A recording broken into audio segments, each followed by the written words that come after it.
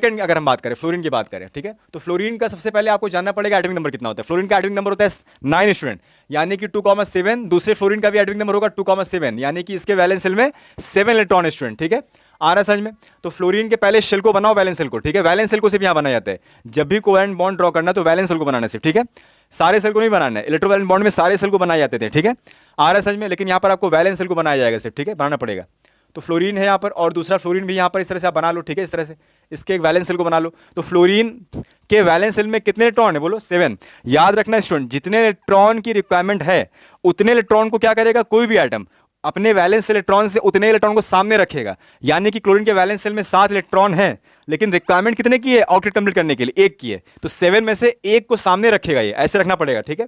अगर 2 की रिक्वायरमेंट होती तो 2 इलेक्ट्रॉन को सामने रखना पड़ता है वैलेंस शेल इलेक्ट्रॉन में से, ठीक है।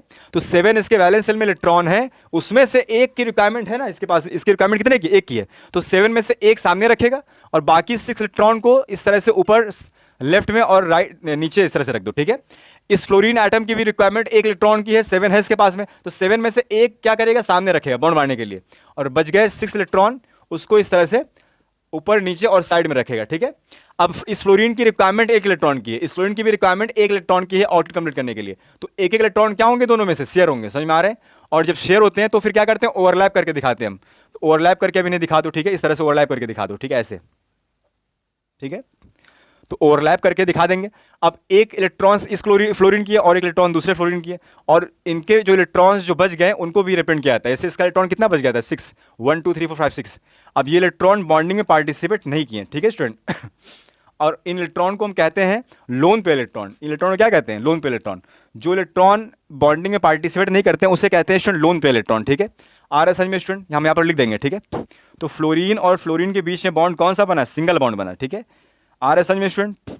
और जो इलेक्ट्रॉन पार्टिसिपेट नहीं किया ना बॉन्डिंग में, उसको एज इट इज वैसे ही लिख दिया जाता है। देखो, तो ये जो इलेक्ट्रॉन यहाँ पर बच गया ना, ये सारे इलेक्ट्रॉन, ये सारे जो इलेक्ट्रॉन्स हैं, इनको हम कहते हैं, क्या कहते हैं, लोन पेयर कहते हैं।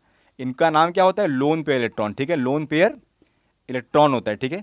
लोन पेयर इलेक्ट्रॉन यानी कि non bonded electron, non bonded electron, जो इलेक्ट्रॉन बॉन्डिंग में पार्टिसिपेट नहीं करते हैं। और यहाँ पर जो 2 इलेक्ट्रॉन लगे हुए हैं उनको कहते हैं शेयर्ड पेयर इलेक्ट्रॉन, है ना, शेयर्ड पेयर इलेक्ट्रॉन, समझ में आ रहा है। यानी कि ये इलेक्ट्रॉन जो होते हैं, ठीक है, ये इलेक्ट्रॉन क्या होते हैं, बॉन्डिंग में पार्टिसिपेट करते हैं, यानी कि ये बॉन्डेड इलेक्ट्रॉन है, ठीक है, आ रहा है समझ में। तो ये कन्फ्यूजन आगे ना हो, इसलिए हम पहले यहाँ पर आपको समझा देते हैं, ठीक है। तो 1-1 इलेक्ट्रॉन का शेयर हो रहा है, इसलिए इनके बीच में सिंगल बॉन्ड बना, ठीक है स्टूडेंट।